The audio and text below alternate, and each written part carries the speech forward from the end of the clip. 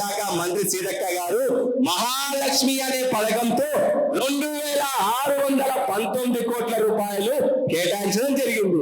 ముఖ్యమంత్రి వర్యులు బట్టి విక్రమార్క గారు గృహజ్యోతి అనే పథకం పేరుతో ప్రతి ఇంటికి 200 యూనిట్ల ఫ్రీ కరెంటు, అలాగే 500కే గ్యాస్ ఇచ్చి మన జీవితాల్లో వెలుగు నింపుతున్నారు.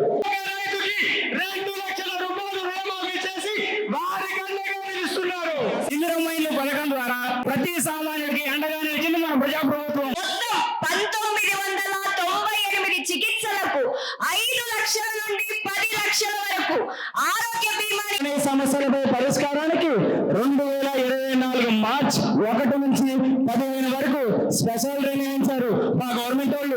మహిళలతో మహిళా స్వయం సహాయక సంఘాలు ఏర్పాటు చేసింది మన ప్రజాప్రభుత్వం.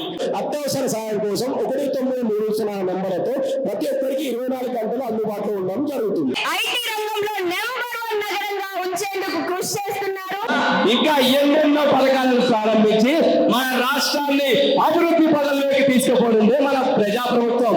అదే కాకుండా మూసి ప్రక్షాళనంటూ విద్య, వైద్య, ఆరోగ్య కార్యక్రమాలు ఇలా ఎన్నెన్నో చేపట్టి మనకు అండగా నిలిచారు మన ప్రజామంత్రులు. రేవంత్ రెడ్డి రాష్ట్ర ముఖ్యమంత్రి మీద మీరు భరోసా పెట్టుండి తప్పకుండా చేస్తాడనే ధైర్యము, చాలా చక్కటి పర్ఫార్మెన్స్ మన రాష్ట్ర ప్రభుత్వం చేసినటువంటి పథకాల గురించి చాలా బాగా, చాలా పెద్ద ఎత్తున వాళ్ళు చేసినందుకు వారికి అందరు కూడా అభినందనలు. సంగీత నాట్య అకాడమీ తరఫున మీ అందరికీ కూడా హృదయపూర్వక ధన్యవాదాలు. ఉచితంగా ఫ్రీ బస్సు.